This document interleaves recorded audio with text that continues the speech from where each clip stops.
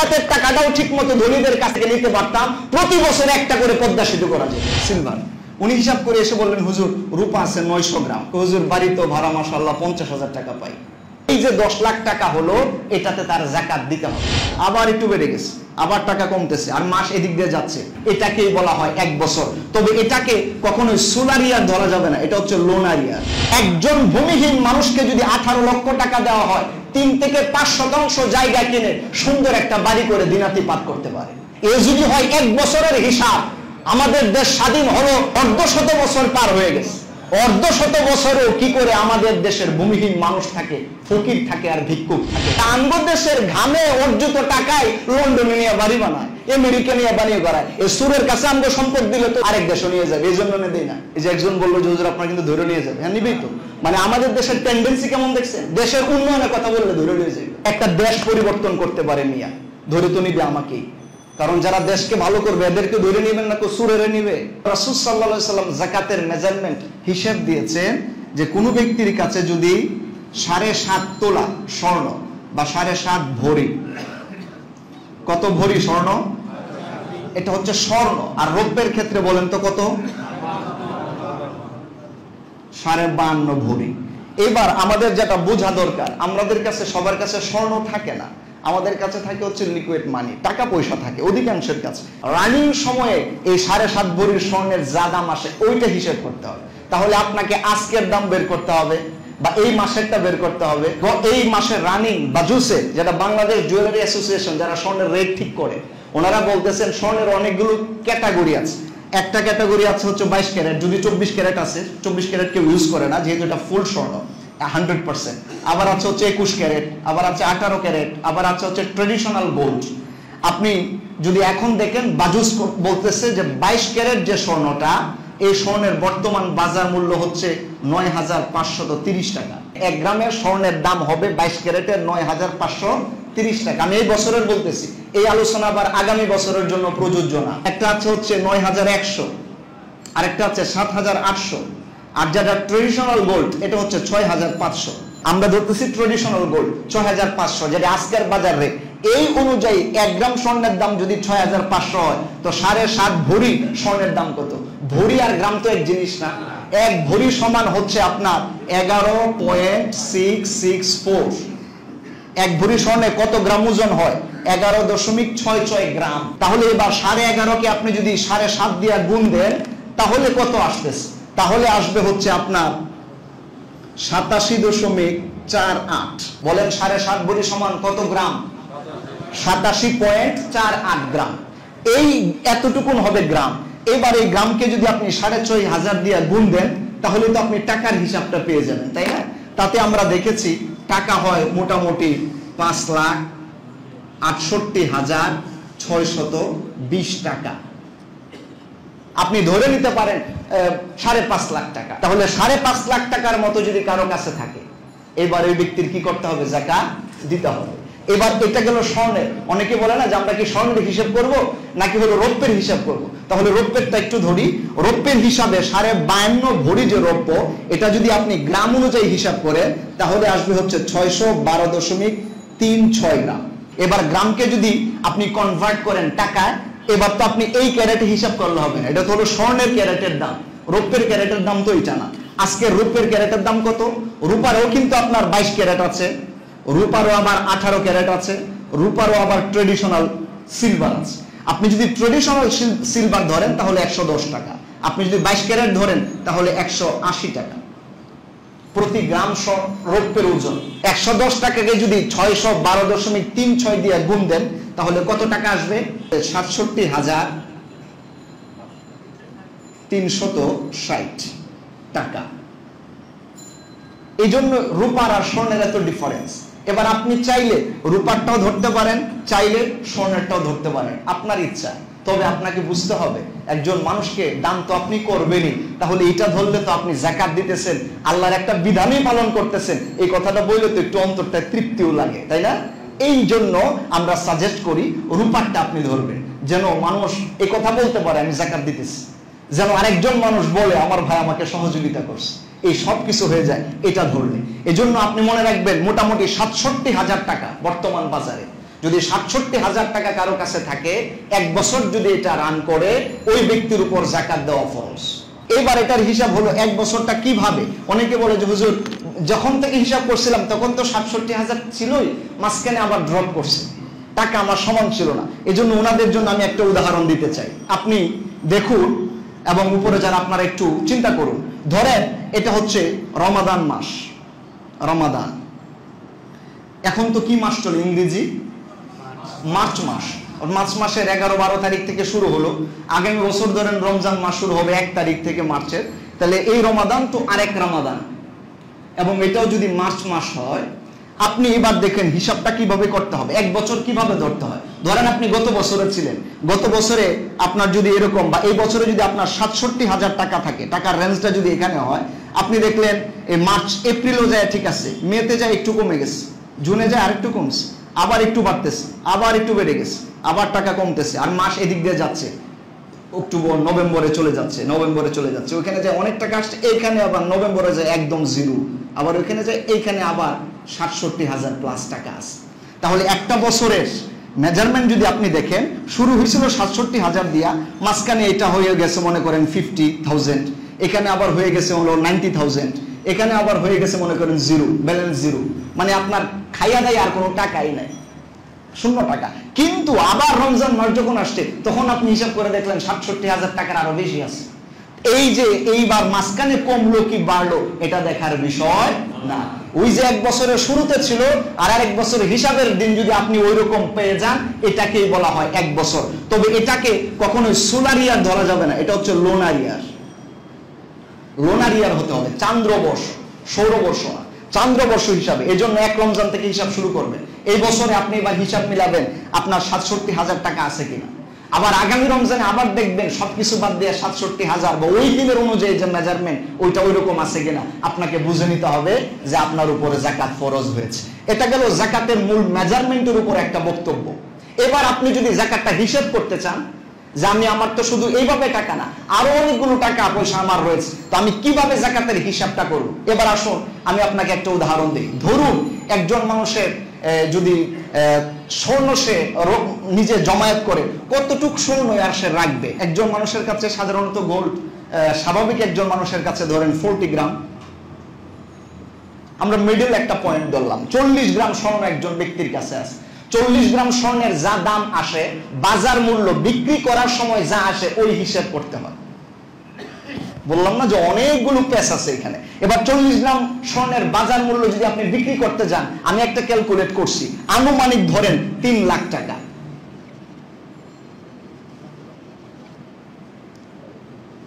কত লক্ষ টাকা বলেন তো?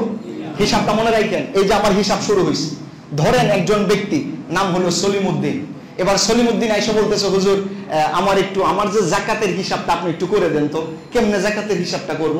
এবার আমি প্রথম প্রশ্ন করব, আচ্ছা আপনার স্বর্ণ আছে কত? উনি বাড়িতে হিসাব করে দেখলেন, হুজুর আমার স্বর্ণ আছে 40 গ্রাম।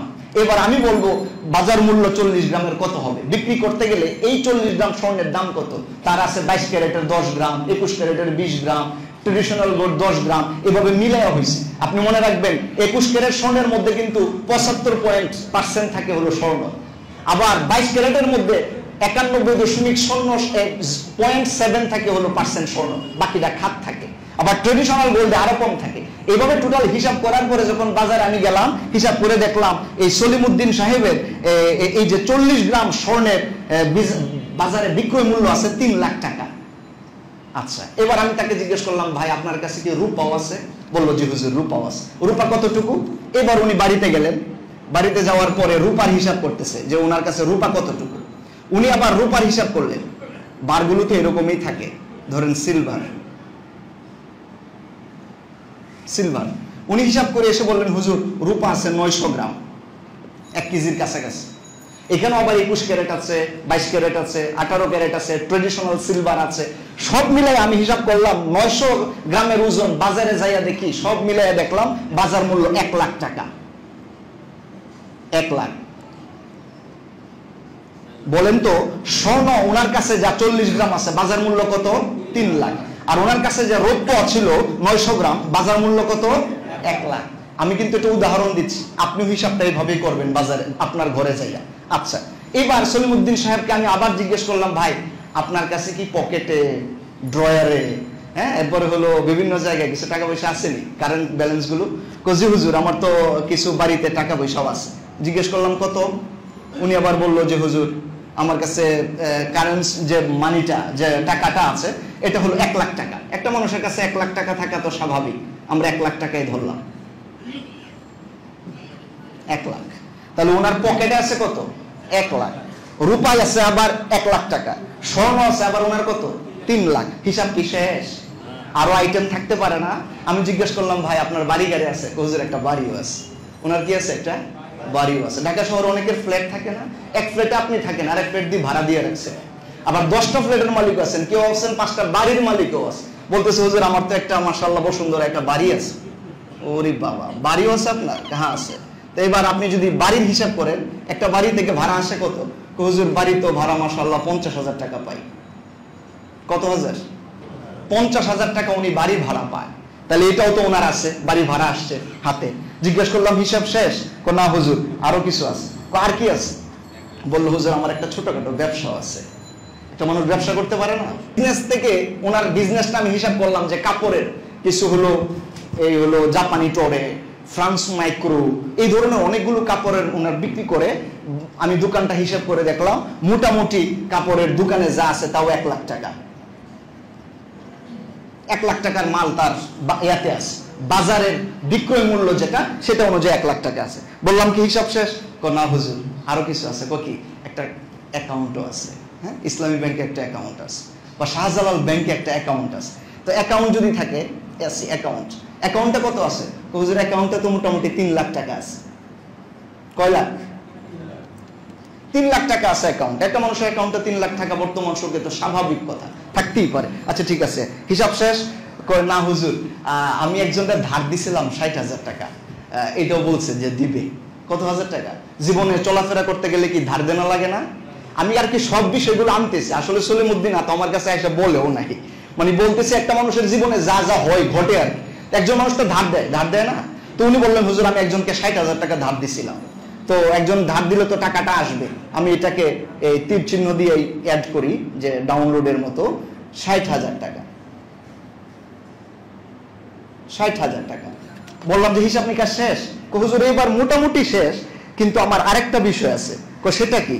সেটা হলো হুজুর আমি হঠাৎ করে ওই দিন বাজার থেকে আসতেছি, পকেটে টাকা নাই, আমার বন্ধুরে বললাম 10,000 টাকা ধার দেও তো, পরে কিছু বাজার সদাই করে বাড়িতে আনছিলাম। হুজুর এই টাকার কি হবে? একজন মানুষ জীবনে চলতে ফিরতে কি ঋণ লাগে না? আমি এখন বাড়িতে যাব, কথার কথা ভুলে পকেটে টাকা আনি না, আমি বলতে পারি না যে ভাই আপনি আমাকে 1,000 টাকা ধার দেন, আমি বাসা পর্যন্ত যাইতে পারবো না। আপনার সব ঠিকঠাক আছে, কিন্তু 10,000 টাকা রেনা আছে। উনি 10,000 টাকা ধার নিছিল। এইবার এই জিনিসটা এখান থেকে মাইনাস হবে। এই জিনিসটা এখান থেকে কি হবে? মাইনাস হবে। আপনি এবার 10,000 টাকা মাইনাস করেন, এখান থেকে 10,000 টাকা মাইনাস করেন। এইবার একটা টোটাল ক্যালকুলেট করেন তো দেখি, টোটাল এই ব্যক্তির কত হলো। এই হলো মোটামুটি তার হিসেব নিকেশ শেষ। যা কত হয়? 10 লাখ। মাশাআল্লাহ আপনারা তো অঙ্কে অনেক ভালো, পারবেন, বোঝা গেছে পারবেন। 10 লাখ দেখা যাইতেছে কিনা আমি জানি না। 1 2 3, এই যে 10 লাখ টাকা একজন ব্যক্তির মোটামুটি কত লাখ টাকা হলো? 10 লাখ টাকা হইছে। এইটাকে বলা হয়, এইবার এই যে 10 লাখ টাকা হলো এটাতে তার যাকাত দিতে হবে। 10 লাখ টাকাতে এখন কি দিতে হবে? তাকে যাকাত দিতে হবে 10 লাখ টাকা। এইবার কথা হলো 10 লাখ টাকা থেকে আমি কয় টাকা যাকাত দিব? এবার বুঝছেন আপনারা? এটা একটু পরে দিব আজকে। তাহলে এই যে আপনি টোটাল এতক্ষণ আমি যা বললাম তা হলো কালেক্ট করতেছি যে কোন কোন জায়গা থেকে আমার টাকা দেওয়া দিতে হবে। কালেক্ট করার পরে সব এভারেজ হিসাব করার পর আমি দেখলাম আমার টাকা আছে যাকাত দিতে হয় এমন টাকা আছে কয় লাখ। এবার আমি কয় টাকা দেব? নিয়ম হচ্ছে যত টাকা আসবে তার 40 ভাগের 1 ভাগ যাকাত দিতে হয়। আর এটা যদি অঙ্কের ভাষায় ম্যাথমেটিক্যালি সুন্দর করে বলি 2.5%, 2.5%। এটা কত হয়? 2.5%। আমি যেহেতু এটা নিচে দেখা যাচ্ছে না, আমি একটু পাশে এখানে লিখে দিই। হ্যাঁ পাশে আপনি যদি এবার 2.5%, 2.5% হারে যাকাত দেন, এটা হচ্ছে 40 ভাগের 1 ভাগ। 2.5% হারে যাকাতটা এবার কিভাবে হিসাব করবেন? আপনি তো সব টাকায় কনভার্ট করছিলেন, স্বর্ণ যা ছিল তা কিন্তু টাকায় কনভার্ট করছেন, রৌপ্য যা ছিল টাকায় কনভার্ট করছেন, আপনার লিকুইড মানি যোগ করলেন, বাড়ি ভাড়া যোগ করলেন, ব্যাংক ব্যালেন্স যোগ করলেন, আপনার ব্যবসায়ী পণ্য যোগ করলেন, ধার দিছিলেন, ঋণ গ্রহণ করছিলেন, সব হিসাব নিকাশ করার পরে এই যে 10 লাখ টাকা আসলো।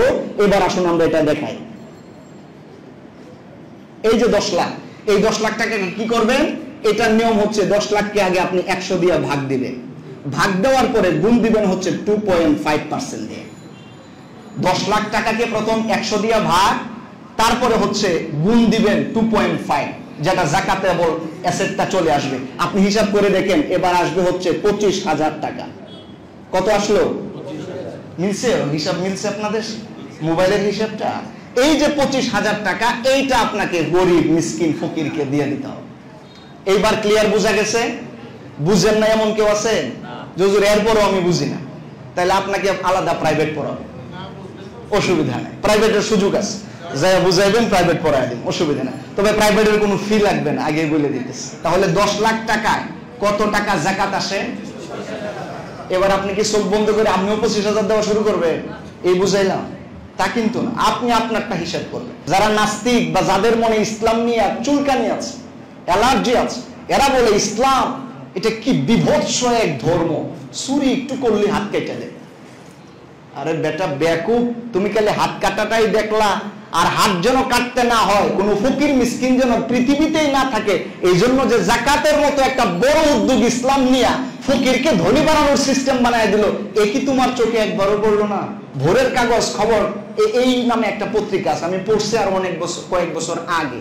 ওনারা বলেছেন যে গোটা বাংলাদেশে যে পরিমাণ মানুষের অর্থ সম্পদ আছে, এই পরিমাণ মানুষের অর্থ সম্পদ যদি যাকাত গ্রহণ করত সরকার, কে?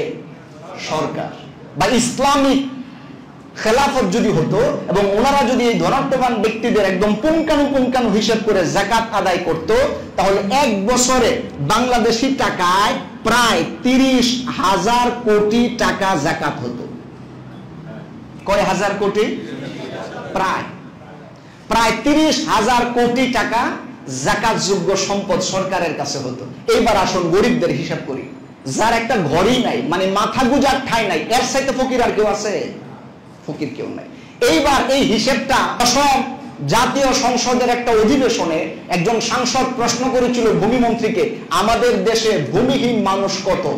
তৎকালীন 10ম জাতীয় সংসদের একজন সাংসদ এবং ভূমিমন্ত্রী, উনি বলেছিলেন আমাদের গোটা বাংলাদেশে প্রায় 17 লাখ মানুষ ভূমিহীন। কত লাখ?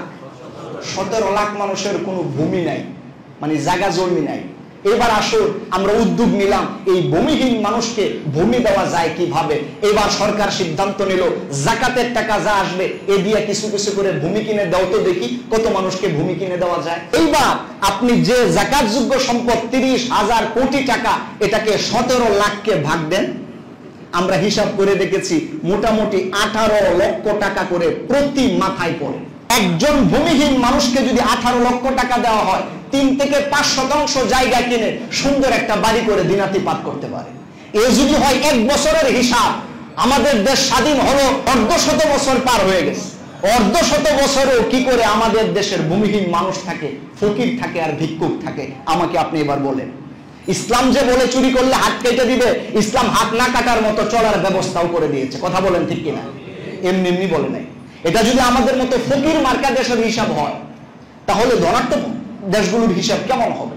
আপনি তো গেলেন এইভাবে, আমি তো হিসাব করে দেখছি এক পদ্মা সেতু বানাইতেই যে পরিমাণ আমাদের ঘাম গেছে, আর যে পরিমাণ এটাকে ফলাও করতেছে সারা বিশ্বে, আমরা যদি যাকাতের টাকাটাও ঠিক মতো ধনীদের কাছ থেকে নিতে পারতাম, প্রতি বছর একটা করে পদ্মা সেতু করা যেত। মানুষগুলো নিয়ে সরকার গঠিত, এরা আঙ্গ দেশের ঘামে অর্জিত টাকায় লন্ডনে নিয়ে বাড়ি বানায়, আমেরিকা নিয়ে বানিয়ে করায়। এই সুরের কাছে আমাকে সম্পদ দিলে তো যাও আমি খাইতাম, এটা আমিও পারলাম না, আরেক দেশও নিয়ে যাবে, এই জন্য দেই না।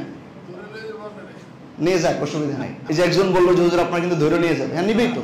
মানে আমাদের দেশের টেন্ডেন্সি কেমন দেখছেন? দেশের উন্নয়নের কথা বললে ধরে নিয়ে যাবে, হ্যাঁ, জাতির উন্নয়নের কথা বললে ধরে নিয়ে যাবে। এটা আপনার দোষ না, জাতিটাই এমন হয়েছে। যারা ফরমালিন খাইতে খাইতে অভ্যস্ত, এরা খাঁটি গরুর দুধ খাইলে তো পেটে বদ হজম হবেই।